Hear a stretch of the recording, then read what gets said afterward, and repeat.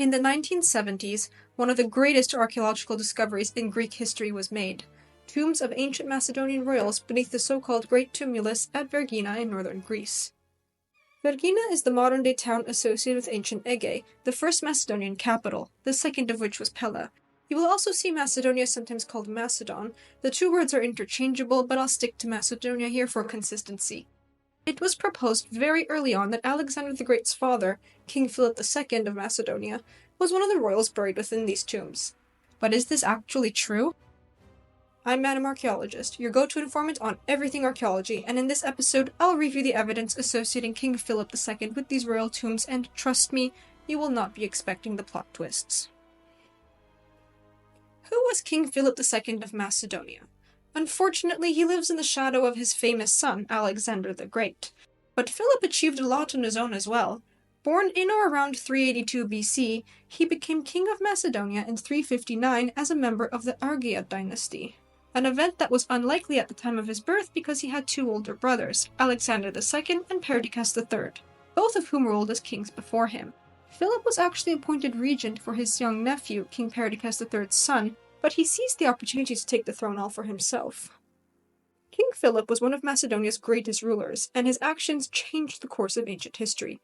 Under his rule, Macedonia went from a weak kingdom to a dominant power in the Balkans. He reorganized and strengthened Macedonia's military, and he expanded his kingdom's territories. He conquered and subdued Greek city-states, and he planned on invading the Achaemenid Empire, but his plan would never come to fruition under his reign because the king was assassinated before he could carry it out in 336 BC. The conquest of the Persian Empire was achieved by his son Alexander, who has become very famous for it. But it can be argued that Philip's military successes planted the seed for Alexander's success. Macedonia was a weak state before King Philip's reforms, and Alexander couldn't have conquered one of the ancient world's biggest and greatest empires without his father's reforms and military successes. Where was King Philip II buried? The answer to this question is unfortunately more complicated than we might like. A couple tombs uncovered within the so-called Great Tumulus of Aigai at modern-day Vergina have been considered contenders, but what does a critical look at the evidence say? In a perfect world, all the tombs we discover would explicitly tell us who's buried there. But that would also take the fun away. We funerary archaeologists are used to piecing together different lines of evidence. This investigative part is what makes funerary archaeology a worthwhile pursuit. Now let's consider some clues that might help us in our search for King Philip II's mortal remains and thus his tomb. First of all, he was in his mid-40s at his time of death. He also sustained a very serious injury to his right leg that affected his ability to walk 3 years before he died. These are good hints to start off with. However, there can be many guys in their 40s with leg injuries. This doesn't automatically conclude that a skeleton belongs to King Philip II. More investigation than that is needed, and that is what I'm going to explore here. The occupants of the royal tombs of Aigai have been hotly debated for decades now. Out of the 4 tombs found there, tombs 1 and 2 have been associated with King Philip II. 2 papers, one published in 2015 and the other in 2023, claim to have conclusively established the identities of this tomb's occupants, associating tomb 1 with the king. But did they really do that? At first it was thought by some that King Philip II had been buried in tomb 2 alongside his 7th wife, Cleopatra Eurydice. The remains of a cremated man and a woman were found alongside a wide array of high-status grave goods. And we are told that shortly after he was assassinated, Cleopatra Eurydice and their newborn were murdered by Olympias, Philip's 5th known wife, by whom he had Alexander. These papers, however, claim that it's not tomb 2 but tomb 1 that King Philip II was buried in, arguing that the supposed bones of the male found in tomb 1 boasted evidence of a severe penetrating wound in his left knee. But is this enough to establish the skeleton's identity with certainty? It's been pointed out by other researchers that the specific injury identified here would have ruptured an artery and likely been fatal. King Philip, however, survived his nearly fatal injury and died 3 years later from a totally unrelated event. Plus, our historical sources mention the right leg or thigh getting hit, not specifically the knee, and in this case the injury was identified in the left knee, not the right. A brand new study has also come out that includes some surprising remarks, which I'll get to soon. So, which tomb is correct? Or are they both incorrect? Let's take a look at tomb 2 first. This tomb contains many astonishing artifacts made of gold, silver, and bronze, amongst other materials. One important find was a gold larnax. This is a box that was used by the ancient Greeks to house human remains. and this one features the Star of Macedonia, which we know to be associated with Alexander the Great, so it confirms the link between the tomb and royalty and makes this particular tomb an attractive contender for Alexander's father's resting place. Let's take a closer look at the evidence. The tomb contains the cremated remains of two people, a man and a woman. The man's remains were placed in that gold larnax, and then the larnax was placed inside a marble sarcophagus. A pair of greaves were also found in the tomb, one shorter than the other, which were thought by some to belong to King Philip II because of his leg injury that led to lameness. Analysis of the man's bones, however, didn't show any signs of injury to his legs that would have caused lameness. The man's estimated age of roughly 45 years fits our King Philip's profile, and the bones show that this man spent much time riding horses, but without identifying a leg injury, we cannot say for sure that these are the human remains of King Philip II. The female's bones also were evidence that she spent lots of time on horseback, starting in her youth. She is estimated in the study to have been around 32, probably closer to 30 years old at her time of death, although others have suggested that she was between 20 and 30, but they apparently didn't look at all the important bones. The age alone likely rules out Cleopatra Eurydice because even though we don't know her exact age at her time of death, we know that she was significantly younger than her husband. The cremated woman was also found to have sustained an injury to her left leg, probably a tibia fracture, which is known to cause leg shortening. It is noteworthy that the left greave is shorter than the right one. King Philip's injury was, as far as we know, in his right leg, but since the woman's injury was on the left, it's more likely that the greaves were for her rather than for the man. Historically, this doesn't fit what we know about King Philip II and his final wife. Overall, the cremated man's estimated age fits King Philip II's profile, and the grave goods and Star of Macedonia on the larnax suggested a king was likely buried there, but there's no identifiable injury on the man's leg bones. With the current evidence, we cannot establish the identities of the two cremated individuals buried in Tomb 2. It seems unlikely in the absence of a leg injury that the male's remains belong to Alexander the Great's father, but more investigation is needed to rule it out completely. I'd also like to see an independent team reassess the age estimates for these individuals because of the conflicting studies. Let's now take a look at Tomb 1. It's also known as the Tomb of Persephone because of a fresco within it that depicts the abduction of Persephone from Greek mythology. In this tomb, we have the remains of human bones found in two locations, one the researchers call on the floor and the other in the fill. The bones in the fill come from higher soil layers. Unfortunately, the tomb was heavily looted during antiquity, most likely in the year 274 or 273 BC, a disrespectful event discussed by ancient writers such as Plutarch and Diodorus.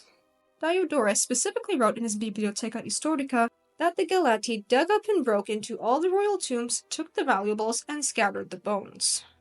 This fits the archaeological evidence because Tomb 1 was clearly looted, but two of the tombs, 2 and 3, were found intact.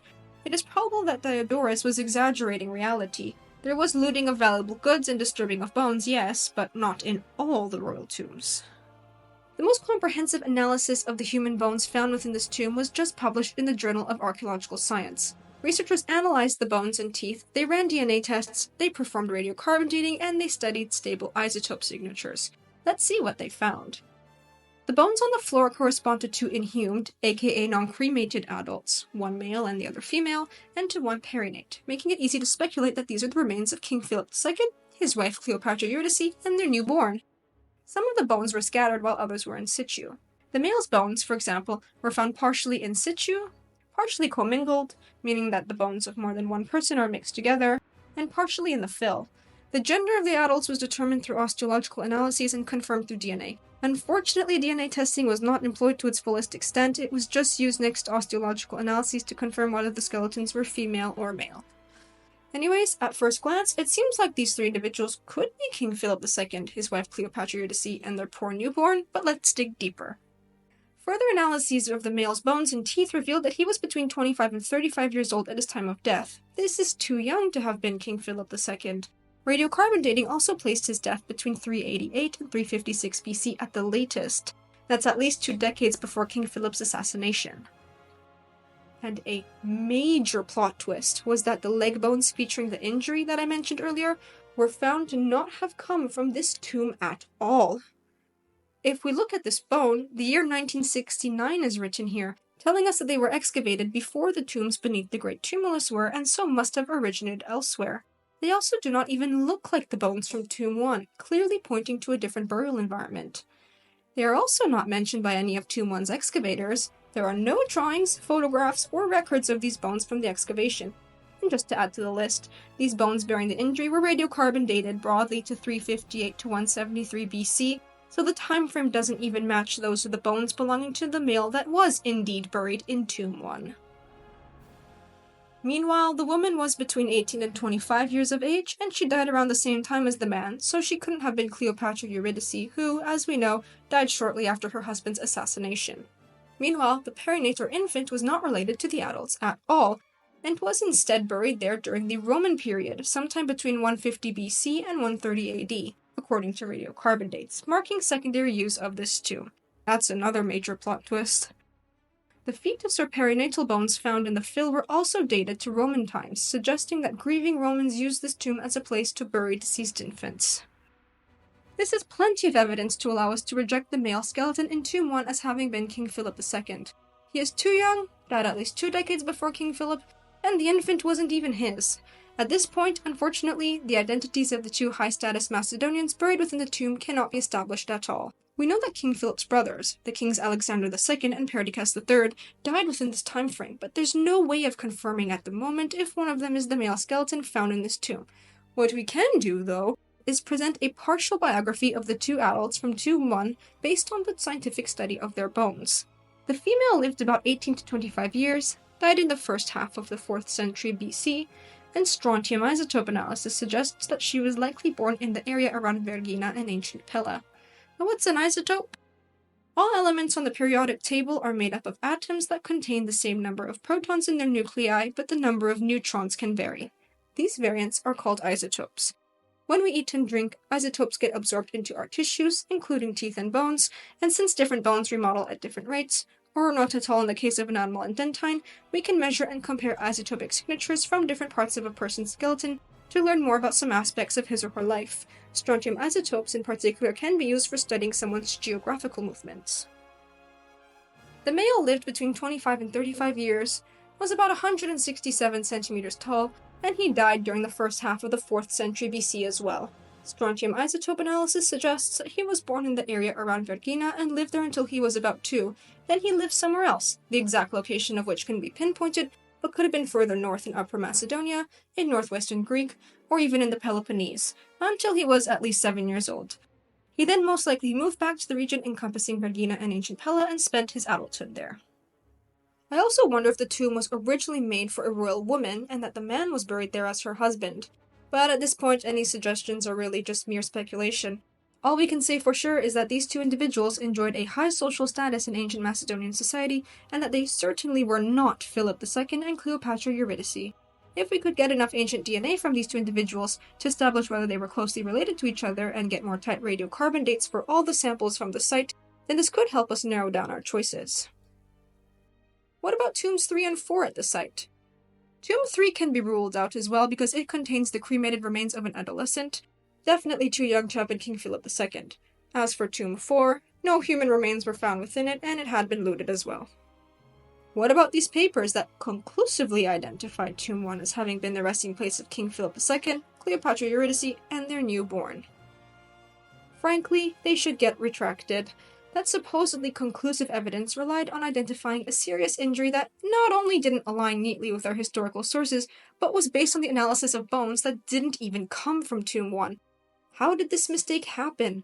How did the authors not see this date? Did they not consult the excavation records and notes? Did they not take a thorough look at the bone assemblage from Tomb 1? Because had they done that, they would have noticed that there's an extra pair of male leg bones there. With the results of the 2025 study, a retraction of the 2015 and 2023 papers would be the right thing to do.